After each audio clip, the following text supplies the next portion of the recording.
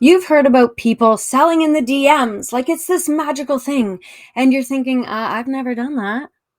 Well, get ready to just blow your brain because it is possible, and in fact, it is profitable to do so if you do it the right way. And that's why we have Sean here today. He's going to tell us a little bit about himself, why this topic matters to him, and why it should matter to you. Sean, welcome to the show. Well, Shauna, thank you so much for having me. First of all, I love what you're doing. I think the world needs more of you. So thank you so much for the opportunity for me to actually speak here with you on your show here. And DMs have been the magic maker for me for the better part of 3 decades. Actually, I should say the better part of 2 decades, almost 3 decades. Yeah. So my career, I've always learned. Like when I came out of college, I had one thing on my mind is like, how do I make a bunch of money? That's what I wanted to do. And so then my dad said to me, well, you have three choices. Number one, are you a CEO? And I was like, no, I don't know what those words or letters mean. I'm 21. I just came out of college. Number two, are you an entertainer? I couldn't really sing or dance at the time, nor can I really sing or dance now. So I'm not an entertainer. And then he said, number three, you better learn sales. And I said, okay, great. So that was the path that I took right out of college. And I started sales, my sales career, and I got into the game, right? So, when I take my first sales job, they give me a big book, and it was all these numbers of these manufacturers, and I had to call these manufacturers and set appointments, and then do like follow up work and get into appointments and close deals, like most sales jobs that are out there. And what I found was people seem to be way, way more responsive in SMSs. Now, this is back late 90s, early 2000s, like before the internet was even really the internet, the thing. Mm-hmm. And what I noticed was everybody was really leaning heavily on a cell phone. Call me on the phone, send me a fax. Yes, I had a fax machine. And over the next 10, 15 years, what I recognized is people seem to get phobia or aversion to using the cell phone. And they started even, avoiding text messages. And so then what's left? Well, you have email and you have direct messages on social media. And so I thought to myself, like, what are the numbers? Why is this really, really valuable? Because I was seeing results coming more quickly than me getting in my car, driving across town, parking in somebody's facility, going in, having a face-to-face meeting. While that's extremely effective and usually you'll get great results out of it, it's slow. And so I had this big problem with everything being extremely slow. So in 2016, when I came into the online space with all the sales knowledge and everything that I had learned, I recognized very quickly that direct messages actually are superior to almost any other method. And we started running paid ads to cold traffic. That's how we started on Facebook. And everybody was going to our paid ad and they were commenting or they were liking. And a lot of people that commented or liked on our ads, they never opted into the ad. They never went to a landing page. They never went onto the thing. And so I thought to myself, my wife and I were running this business at this time, and I was like, well, why don't we just start messaging people because like they're responsive? And here's some statistics that why is it important to you? If you're using a phone, you're usually going to get an answer. And this is not me; these are actually statistics from Sales Brain, Cognism. Neil Patel's done tremendous studies on this and some personal testing that I've seen. If you're using your phone, you're going to get an answer rate of 2%, a lead rate of 1%, and then a buy rate of about half of those leads. Text messages are a little better. You're going to have an open rate of text about 90%, click-through rate around 36, buy rate of 9. Emails, as we all know, 30 to 40% open rates, 4% click-through rate, 2% buy rate. But then the DMs, a little bit different. And I go through this quickly because the DMs are the most important. The open rate is near what text messaging is. Text messaging is 90, DMs are 88. The click-through rate on DMs is almost double. Text messages is 36%. DMs are actually 56%. Now, why is that? Well, when you send a direct message versus a text, what's important about that is if you get the DM, if you're receiving it, you see the DM, and if the message is great, then you're like, oh, that's really, really valuable. But I need to know if this is a real person. And so what do? We click on their profile and we go creep a little bit on their profile to make sure they're a real person. Have they Mm-hmm. posted? Do they speak in English? Do they live in this land? Like who is this person? And then and only then after you kind of pass that checkpoint, do most people pop back into the DMs and then actually reply? And so the buy rate from DMs is 26% versus text at 9%. Still Mm. have the second layer of redundancy so you can actually learn. So this is why when I'm looking at bigger numbers, I'm like, oh, DMs are the thing. DMs are the glue that basically holds everything together. If you think about how you're running your agency or your business or whatever it is that you're running, if you're using social media in any kind of capacity, DMs will play a role. Example, if you're doing a live event, right? You can use DMs to get people to register. If you're trying to book calls, you can use DMs to actually get them to go to your link and book. If you're running a challenge, same thing. If you're trying to get downloads on a podcast or you're trying to grow a YouTube channel, DMs become extremely effective. Yes, there is time and labor involved with the process, but also remember that you're going to get the best kind of one-to-one connection with somebody. And that's where I think all this automation and AI is great. And this is the last thing I'll share, and then I'll hand it back over to you. It's like AI and automation are fantastic. And yes, you should use them as much as you can use them to crutch yourself along in the process. But it's when people say, I just want to click one button and do it all automated, is where you lose deals. And the reason you lose deals is because it gets cold. If you're receiving fully automated and AI messaging and there's no humanization in that selling process, you lose deals. And see, I'm just enraptured. So I'm just sitting here going, yes, go on. Yes, absolutely. Because you know, and everyone watching here knows I am all about authenticity. And you can't be authentic if you're just sending bots out to do your work. So I love what you're saying, and I love the numbers attached to it. It's really important to ground our ideologies in these analytics, in these KPIs. This is an important part of anything that you're doing in your marketing space, and this is indeed, outbound or inbound marketing. Outbound. It could be either. It could be I was like, going to and say, that's, flip a coin. Flip a coin. This really yeah, is just the manual labor behind inbound, outbound marketing. That connective piece that actually, like you say, puts a face to a name. yeah, So 100%. that makes a huge, but you make a good point too, is it's very labor intensive. So how do we get around that? Yeah, so technology is the answer to that question, right? And so, like, when we just to kind of go back into my story, 2016, I started online running paid ads to cold traffic, and we grew a network marketing business, and we grew it pretty successfully. And about 2 years into that, and we did tens of millions of dollars. So I'm not like pretty big numbers compared to like most people that are out there. Very grateful for it, of course, and I work hard, of course.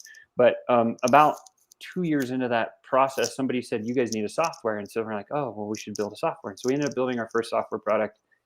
And doing that process completely burned me out because we were running a network marketing business and we had a software company. Right. And Sean burns out because he's working 22 hours a day and he doesn't have the coaching to tell him, like, stop doing that, like, set parameters, big time for yourself. All of those things, I didn't know them. And so I actually burned out to the point where I almost took my own life. It was like really serious.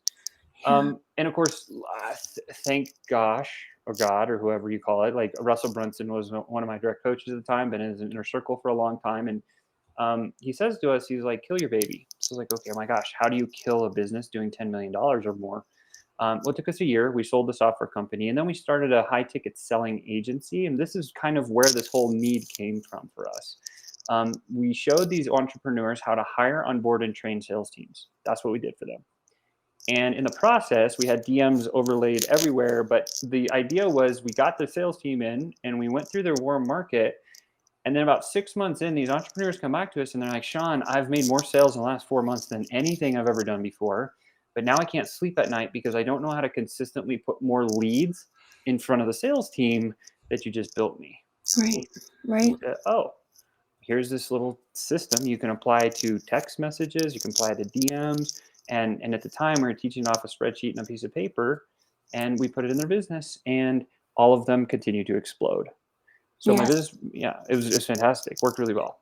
Well, and that's huge. This is something that we need to consistently reflect upon, is the sustainability of any method that we're implementing, and understanding that there are great tactics that you can use in marketing that will give you flash in the pan results that blow your mind. They're amazing, but they may or may not be sustainable long term. And that's where you need to have a plan that actually grows as you scale. And it sounds to me like you really reinforced uh, the methodologies that you were giving to Yeah. your clients in order to let that happen.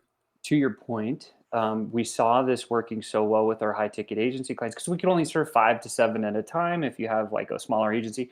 And so then Chris and I said, Chris is my business partner of 8 years now, like, hey, let's build a mastermind around this and actually get really good at it.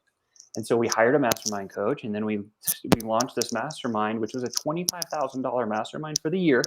The first 3 months was put this little system in your front of your business to generate consistent and predictable lead flow, right? And then 9 months of advanced sales coaching and how to close all the deals that come off the back end of the system. Mm-hmm. This worked crazy well. We had the dozens and dozens and dozens of businesses and agency owners that went through this mastermind. 83% of them have and still continue to have the biggest success they've ever had because this, like, that number is unrealistic in anywhere that I've ever heard. And so that filled my heart with joy, right? And the Yeah. 17% that didn't really do the thing, they just didn't do the work, right? Because it does take work. Mm-hmm. And then about 2 years into that project, one of our clients says, yo, you guys need a software.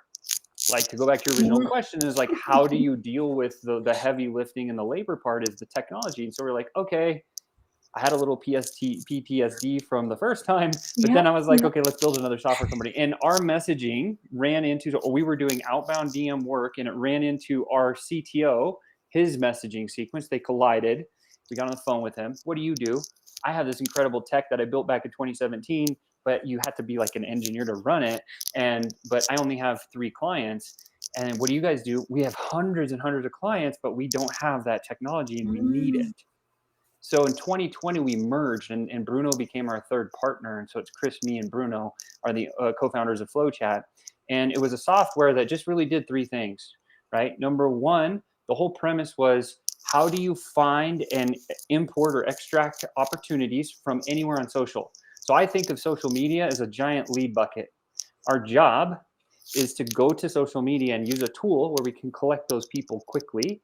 And then second principle is, how do you message them in a sequential way, like a system? So we built the very first version of, if you've seen Trello or you have a spreadsheet where you have columns, we built the very first version of Pipeline View for direct messages. When we did, everyone copied us, which gives me validation. I'm happy with that, right? And then the third one is, how do you make it better? Because when you're DMing, here's the beauty of DMs versus paid ads, direct comparison. Paid ads fatigue.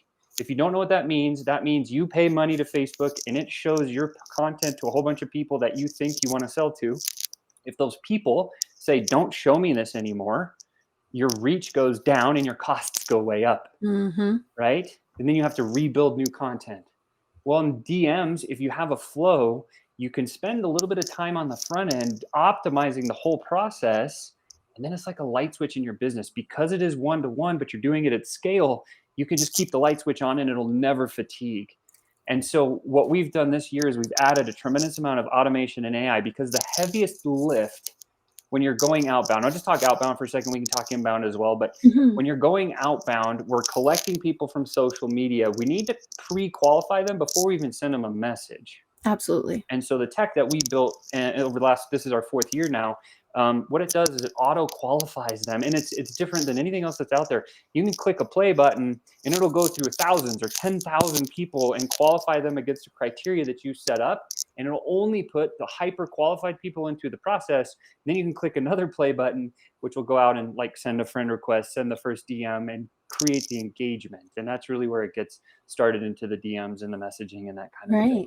Yeah. And oftentimes I find that with myself, even, and my clients in particular, it's that first step, it's that first outreach that winds up being the most challenging, because you do need to do all the pre-qualification and the outreach that feels connective, right? Like hitting that connect button isn't enough. Like oftentimes you have to form some sort of rapport, like a couple of posts or something. And I feel like we've been trained to have that in the back of our head. But if we had a system that just did it and took all of the baggage out of it, that helps make that first step less of a stumble.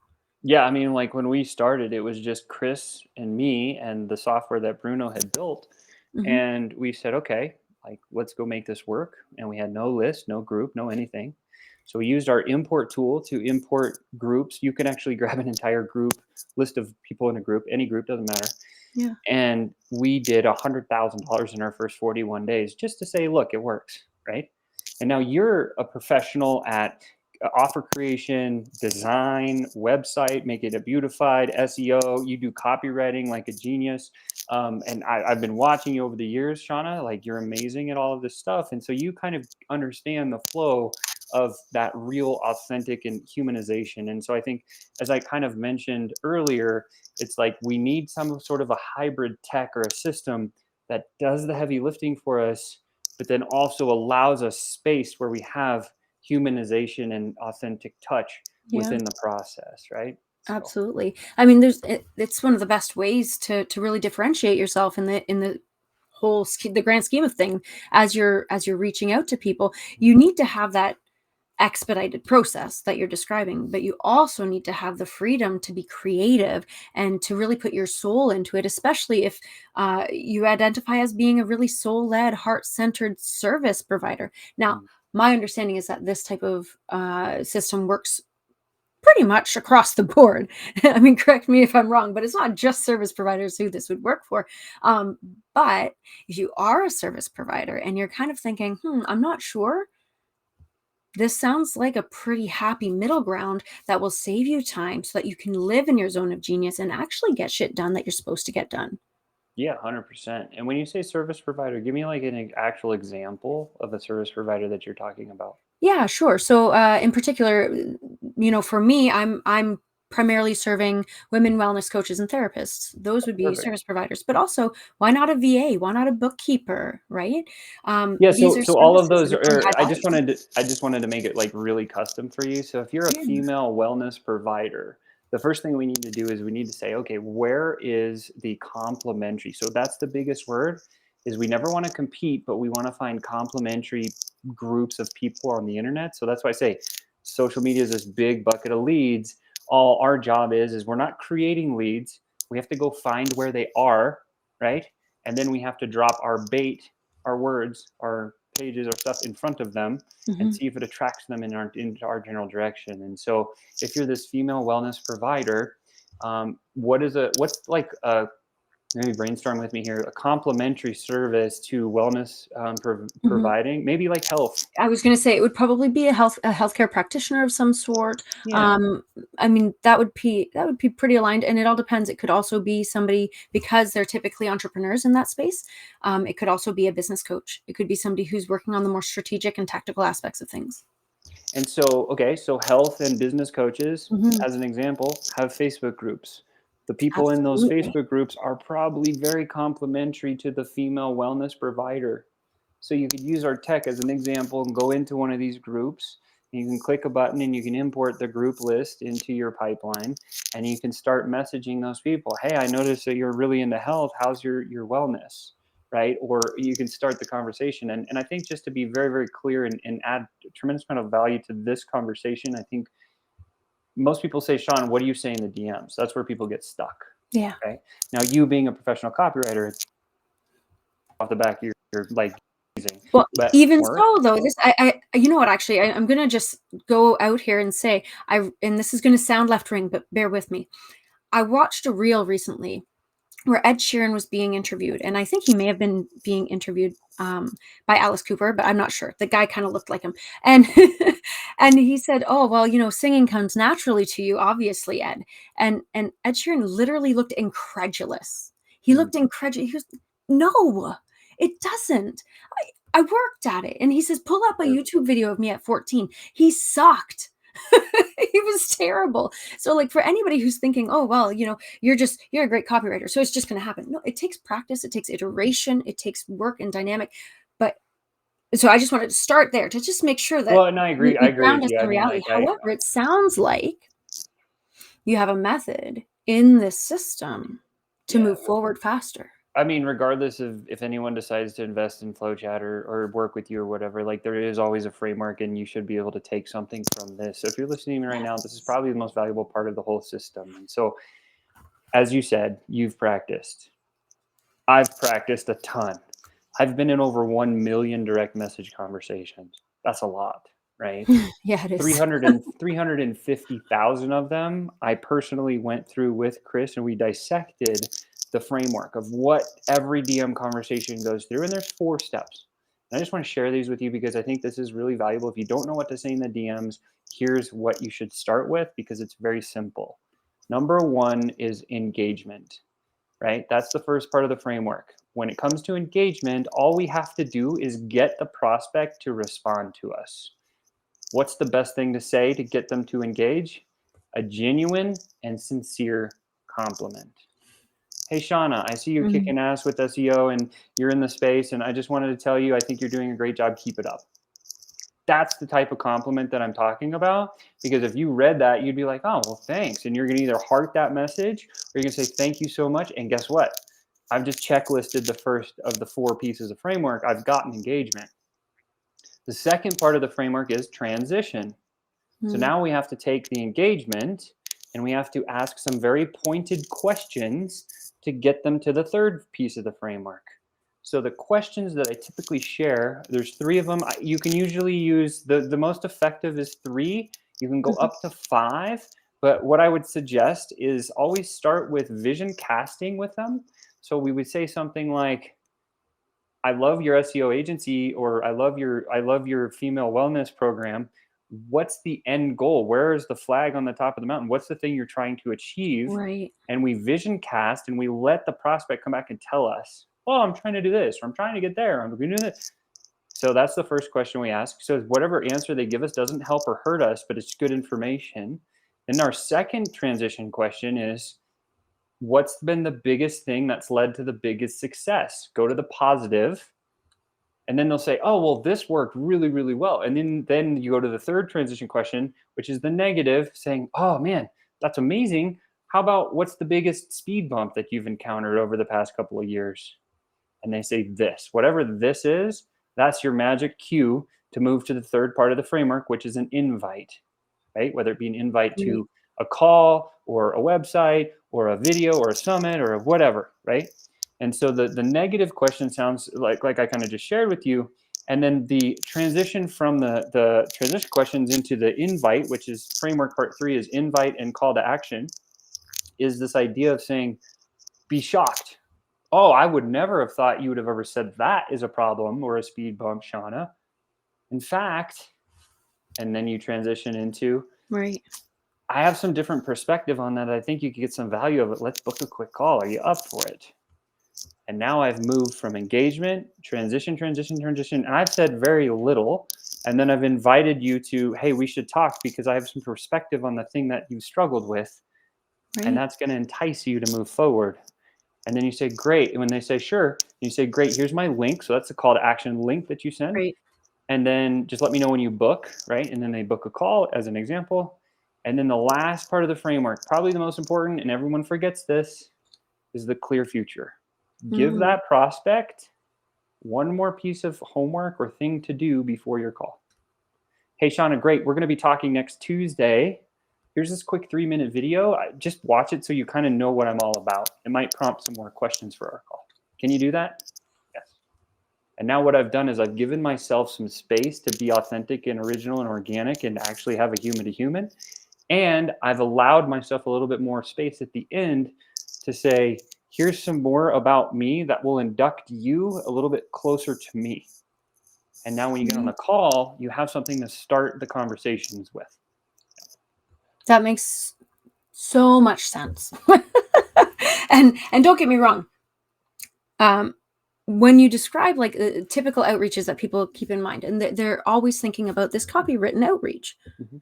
And I think this is something that I had to realize, a number of years ago, probably around the same time as you were sifting through your own DMs, is just that idea that, hey, it doesn't have to be so hard. You Mm-mm. don't have to overthink it. You don't have to have like this is a great template for the flow of the conversation, but people nitpick into the little tiny details along the way. And truly, it's just, what would you say to a person in line at the grocery store who you like their top? I like what you said there. And I think, like, I do presentations all the time. I just spoke in front of like 650 people and I was talking through this. And one of the examples I gave when I was on stage is I said, the DMs, the way that we communicate in the DMs should be the exact same way that we communicate when we're at a live event in the hallway. right? Mhm. DMs are the hallway of social media. Okay. So Okay, like when put you're that on a plaque, first of all. DMs are the hallway of social media. that's it. Right? It's And so true, it's yeah. totally true because when you're at the live event and you're watching the stage, you're in listen only mode. But when the stage breaks and you go into the hallway, that's where the deals get done. So think about like when you walk up to somebody in the hallway, what is it that you're going to say? Because you got to get engagement. Mhm. And that same thing you would say in the hallway should almost mirror exactly what you say in the DMs. And then it's a fluid conversation. And I think where most people get lost is they've been just brainwashed with this. You got to become a master of copywriting. And so then they're like, oh, it's a place to write a bunch of copy. And they get in the DMs and they're like, blah, blah, blah, blah. Here's my life story. Here's my offer. Buy my stuff. First Yes. message. And that sucks. Right. Yeah, absolutely. I mean, listen, I don't want to knock anybody whose practice is to create a dynamic outreach that gets to the point quickly. In Yep. order, like, there are strategies that encompass that, and I'm not going to knock the people who do that. But in order to really lean into that person to person, human first, psychology driven marketing, the approach that feels more authentic, like, oh my gosh, nice shoes, or hey, you know what, I could see you from the back and how engaged you were with that conversation. Holy cow, like that's a whole different energy to approach somebody with. And so I personally would be leaning more towards that. Like I'm Yeah. It's gonna like, I'm like I love your, Shauna's endorsed stamp of approval. that's it. It's like, I love your earrings. My wife would love them too. Where'd you get them? Pretty easy starter, right? And no pressure, nobody Yeah. feels pressure there. That's a I mean, maybe a way, little and again, bashful, like, oh my god. the objective of our very first message, whether it's our first interaction or it's a DM or whatever, is just to get engagement. And it doesn't matter Engagement. if it's inbound or outbound, right? Because we have people that run content and then people comment on their content. They comment even a keyword, like comment this word in the comments below and I'll hit you up. Your first message still has to keep or get engagement because if it's not doing it, you're not doing your job. That's right. Absolutely. I love that so much. Now, you've already just inundated us with amazing information, Sean. But I am going to invite you to share something that has been nagging at you, some last thing that you feel like you need to share with the world before we do say goodbye, unfortunately. Something that's been nagging me. Something you Uh, need to share with the world. um, Yeah, I think if you have a business, I think this is something that I've recently come across because I still take a bunch of calls every single day and I speak with my team and everybody else and it's like these with whatever's happening in the world, I think people have this trepidation to sell, right? Mm, And the thing that I would like to get off my chest is to sell is to love, right? Because you went into business to solve a problem for somebody else. It is your moral and responsibility and your obligation that if you know you can solve a problem, to encourage the right people to come in your direction. It's the same as if you're going, you and your spouse or whatever had a wonderful experience with a movie and a meal. And you see another couple friends of yours and you're like, hey, you got to go check this out and this out because it's going to give you this transformation experience. Like you're going to share that with your friends and your family because you love them. And it's the same when you sell your products and your services. You need to love on your prospects, and it's your obligation and your moral duty to get them involved with your program. I love that so much. And don't forget to tell people where they can get in touch with you. Oh, sure. Yeah. So if you want to book a call directly with our team, you can just go to call.flowchat.com/one-on-one if you want to book a call right away. Or the easier way to do it is just come over to our website. It's just flowchat.com and flowchat.com. And you can watch some videos. If you want to book a call with our team, that's great. If and when you do that, make sure you let me know that Shauna sent you our way because credit is owed where credit is due. Well, now I don't usually do, shameless plugs like that. My goodness, my purpose here, my purpose here is to serve and serve alone. So listen, everybody, I'm not. Now I'm flustered. Oh, I feel bashful. No, truly though, this is quite a profound network. And system to really approach some of the more tedious aspects of business. But the tedious aspects of business are the things that are making the most impact. Not only is it that when you sell, you're actually loving, and some people will say when you sell, you're serving, right? This is how you transform people's lives. And oftentimes people hesitate. So let's get beyond that hesitation by taking action. And this is the first step that you can take. And it's a very simple first step. Get into Sean's world, make sure that you understand and experience what it's like to actually make something that feels like a chore become easy and a no-brainer, because it's filling your pipeline, lining your pockets, and allowing you to make the impact that you were meant to make in the world. Now, with that, I'm going to leave you to sit on those thoughts and have a great rest of your day. We will chat soon.